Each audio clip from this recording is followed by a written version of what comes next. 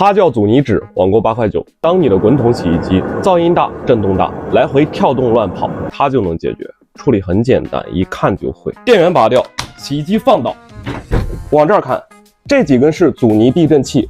洗衣机震动乱跑，就是避震器里面缺少了阻尼纸，导致没有缓冲。关键的在这里，观察你的底座是否有维修孔，如果有，把这个固定销子拆掉；没有的就从里面拆。一手摁着卡扣，一手拿钳子给它拔出来，避震器拉出来。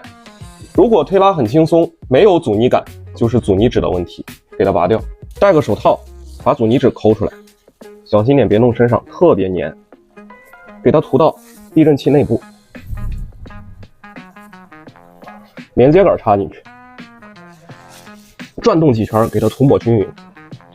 看，这才是正常状态，阻尼感特别强，装回原位就可以了。